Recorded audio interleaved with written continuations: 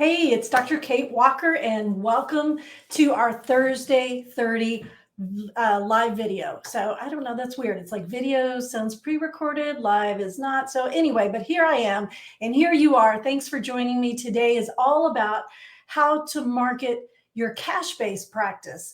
Now, January has been about marketing because it's a big question that folks ask a lot. We want to make sure that we're doing it ethically. We want to make sure that we're following all the rules. We want to make sure that it's doing what it's supposed to do. Hello, right? We need more clients or fewer clients or a different kind of client or big practice, small practice. We're marketing for ourselves, for other people on our team. So last week, we talked about all of those things, right? How marketing is like putting out a big shiny sign that says, hey, look at me. Let me, show you what I can do. So today we're going to get a little bit more specific and really drill down and try to find those cash-based clients. And you guys know our rule. We are trying to fill the gaps in provider, the lack of providers in rural Texas. And so really, this is going to follow that mission. I know a lot of times people think cash-based practice, oh, that's too expensive. You're just going to charge $1 million and nobody can afford that. And, here we are now, we're just a middle-class service. And no, that's not what we're trying to do. Our mission stays the same. We're still trying to put more providers out there. We're still trying to make sure that every community has access to affordable mental health care. I'm just going to talk today about how marketing for cash clients is going to fulfill that need. But first, I've got to do my favorite thing, and that is not answer my text. So I'm going to put that on silent.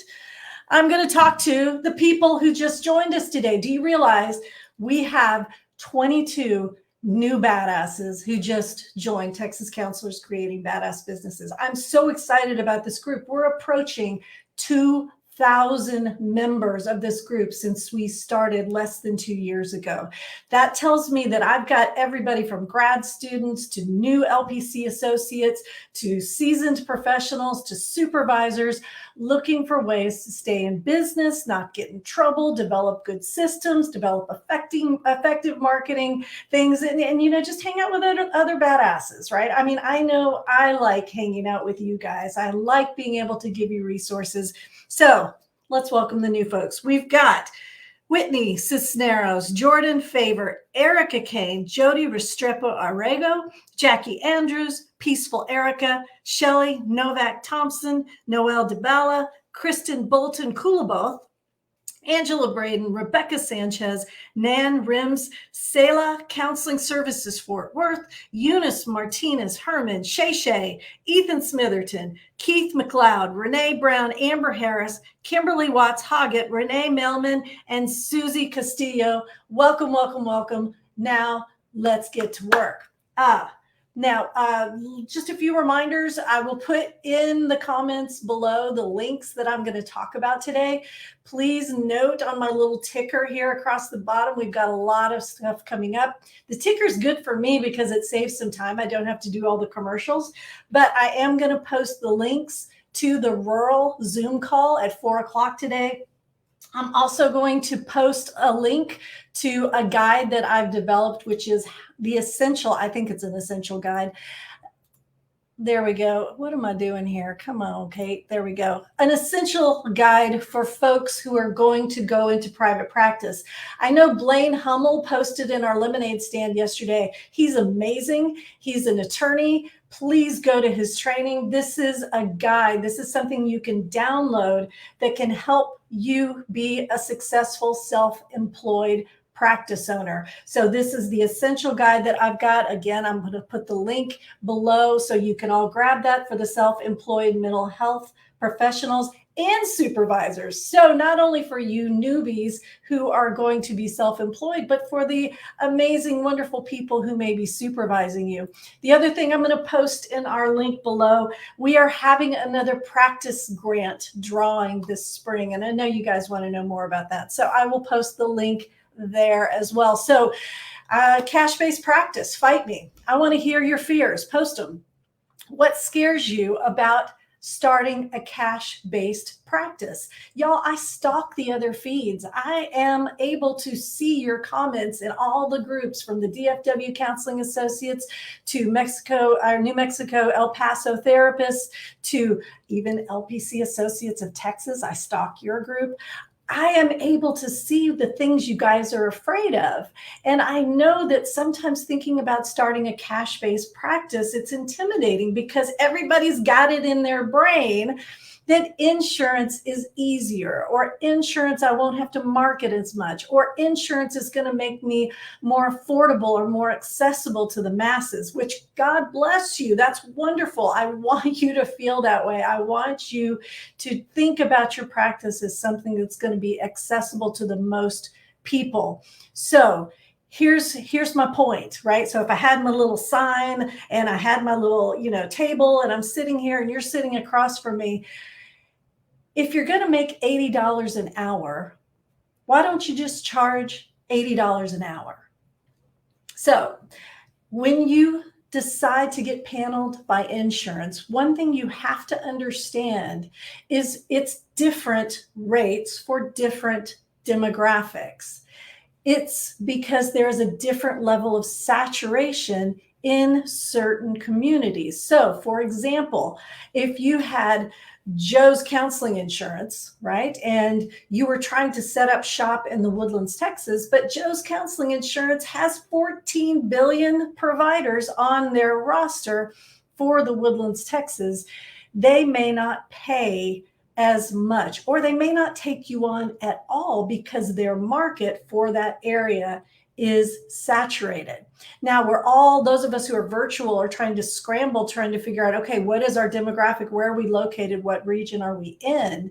But for your insurance paneling procedure, we call that credentialing. When you decide to get on an insurance panel like Joe's Counseling Insurance, they may pay more if you go to Llano, but less if you decide to go to Harris County. Now that is proprietary or hidden or confidential information. You cannot say what you're making once you sign that contract. And that's why when you go on those threads and you're like, hey, what's everybody making on BCBS? Hey, what's everybody making on United Healthcare? Nobody can tell you, because they would be breaking the terms of the contract that they signed once they get paneled. So you could make $80 per client per hour. You could make $60. You could make $150. You never know. And it depends on a lot of different factors. And if you talk about it, it's breaking your contract with that company, because basically when you agree to get credentialed with a particular healthcare insurance panel, you're working for them, right? It's almost like being a 1099 employee. You're a contractor. So it's complicated. So that's when I came up with the number $80 an hour, right? Let's just say that you were just dead set and you wanted to make $80 an hour, then charge $80 an hour. Okay, you can go into any demographic you'd like and charge about what insurance would pay. Now, that's not always the case, but here's the problem. And if you've watched my YouTube videos before about time is money, what happens is every client results in about 2 hours of work at the outset. Now, you will get better at this. You'll get better at filling out the forms and chasing down money and dotting I's and crossing T's and all of the things.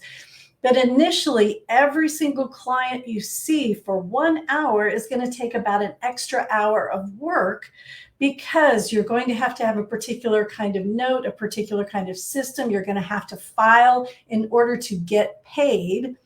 Then there's going to be some lag time for most insurance, and it depends, right? It could be a week, it could be 6 weeks. So you're going to have some cash to cover until that check comes in. A lot of folks who are seasoned professionals, and you guys can put here in the comments, they hire billing experts who tend to take about 10% of your income. So now you've got something that's costing you, let's say it costs $8 for every $80 you make, right? And then it's going to take an extra hour. So that $80 an hour just turned into $40 an hour because it took you 2 hours to do the work. So again, seasoned professionals, I know some of you put in, everybody, you have your amazing software, and you can post that here in the comments as well. And it's just one click of a button. Everybody's uploaded, everybody's sent off, and in a week or so you get paid, which is awesome, wonderful. I'm glad that you do that. But for newbies, you notice I said but there.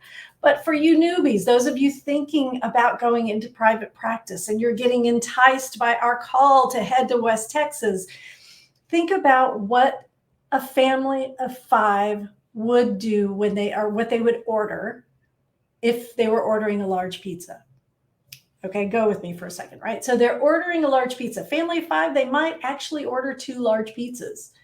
And they might do that once a week. I know when I had 3 kids under the age of 18, every Friday was Pizza Friday. It didn't matter.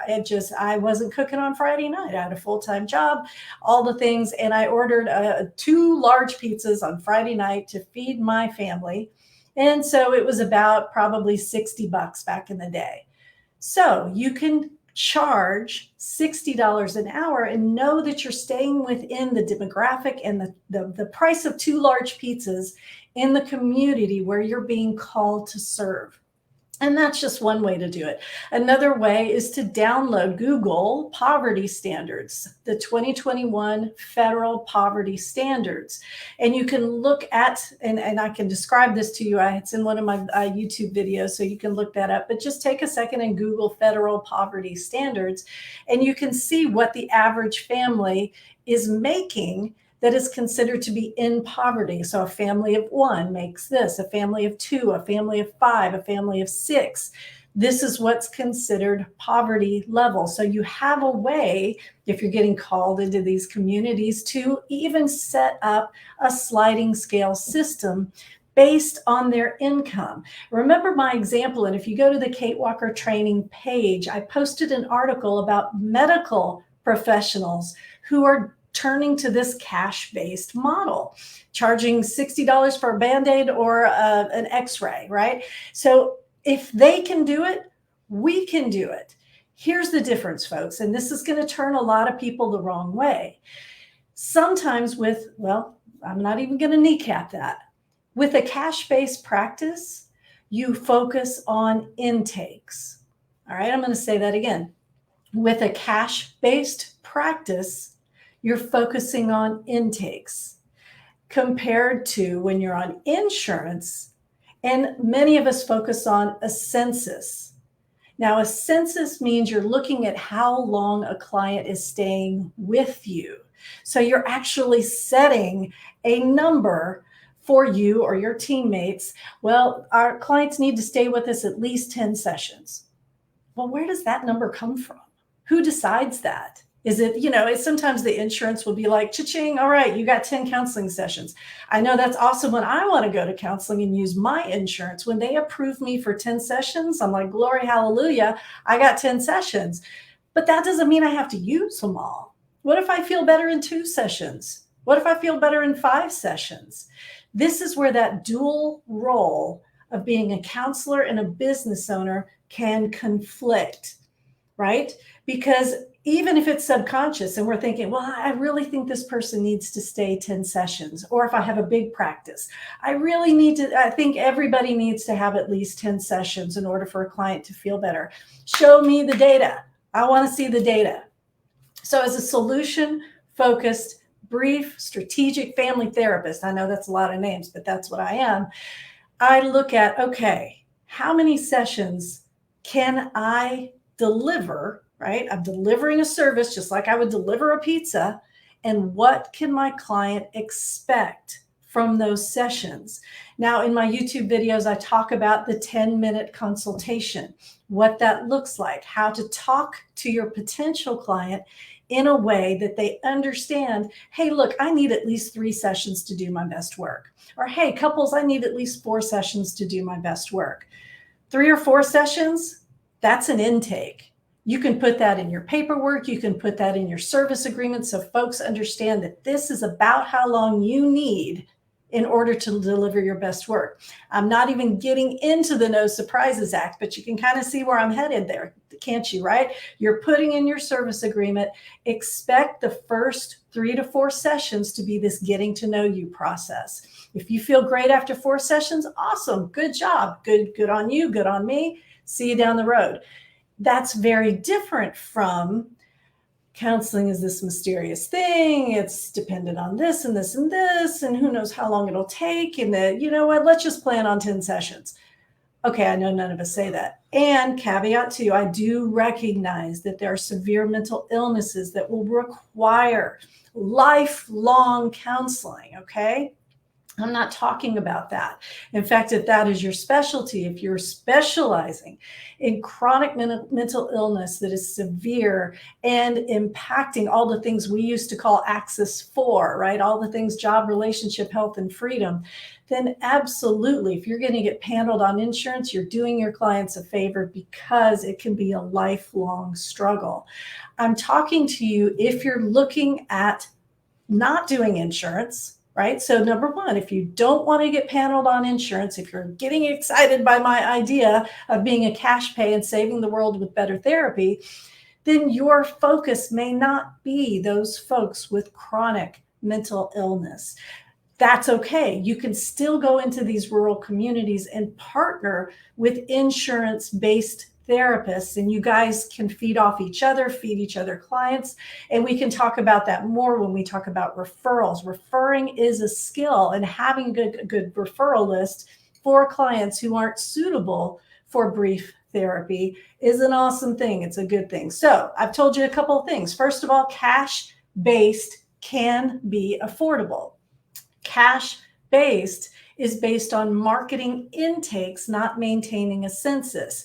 Number 3, cash-based is more appropriate for certain clients, probably, maybe, than for others, right? So it's not that these things are mutually exclusive. Here are the things I'm going to caution you against. I hear a lot of times people on insurance and cash, right? They're trying to kind of ride the fence and be in both worlds, and it gets tricky if you're trying to see a client who is contracted with an insurance, but they don't want to, of course, they can do that, right? It's a free country. If somebody doesn't want to use their insurance, they certainly don't have to.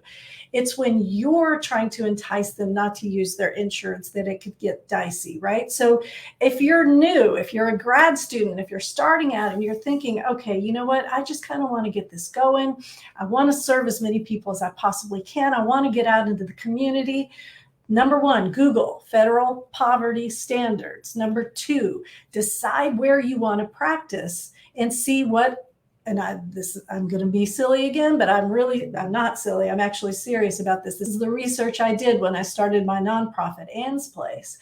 How much does it cost for 2 large pizzas in this little town or rural area that you're headed to? Then start deciding if you're going to be a sliding scale based on income and the federal poverty standards, or if you're going to set up a cash-based practice where you charge the same for any client who walks through the door, but it's based on what most families in that town can afford. Because here's the thing, guys, a lot of folks don't have insurance. I know I'm preaching to the choir here, right? We used to say, well, Medicaid, Medicare, you know, everybody, we got to make sure we can. A lot of folks don't even have that. You know how hard it is to get on Medicaid in Texas for a person, right? I don't know. For providers, I think they're signing us up like, you know, they're the back of Cracker Jack boxes. I mean, I know when I signed up to get on the roster for Medicaid in Texas, it wasn't that hard. The problem was there were still so many folks who weren't eligible, didn't make enough money, or sometimes what they'll do is they'll break a threshold of salary at their job, and the company will say, we'll take that because now you have to be insured. So they're still living in poverty, even if they have insurance, and the insurance won't cover you anyway. So this week, talking about marketing a cash-based practice, it's focusing on intake. So go back to the YouTube videos or go up here to files. Oh, wait, here, I don't know. Anyway, look in media under videos and look for my videos talking about the 10-minute consultation, talking about doing an intake, how to help a client understand what to expect from therapy, how to focus on a client who has a particular issue that is suitable for maybe a brief solution-focused approach, and then a kick-ass referral list for those clients who aren't suitable for that approach and possibly need more intensive long-term care. And of course, it would be great if they could use their insurance. So that's it. That's today. I'm talking about marketing your cash-based practice. Don't forget, coming up on the 28th, the 24th at 8 a.m., we have Craig Alsop, who's going to take this marketing stuff to a new level. He's going to show you how to market your practice. All you got to do is get up at 8 a.m. and pay $25, buy your ticket, go to events, click, buy your ticket, show up on the 24th at 8 a.m. And Craig Alsop's going to talk to you about marketing your private practice. Go here, check out my guide for I'm not supervising. Check out my guide for being a self-employed private practice owner. Enter to win the practice grant. And don't forget, today at 4 o'clock, I will be joining my colleagues to talk about how we can get more providers into rural Texas. So if you're new to Texas, welcome to Texas. This is what we do. We support each other. We try to help each other, lift each other up, and solve the problem, because hashtag counselors don't quit, hashtag counselors for life, and you are too important to lose to things like not knowing what you're doing. Have a great day.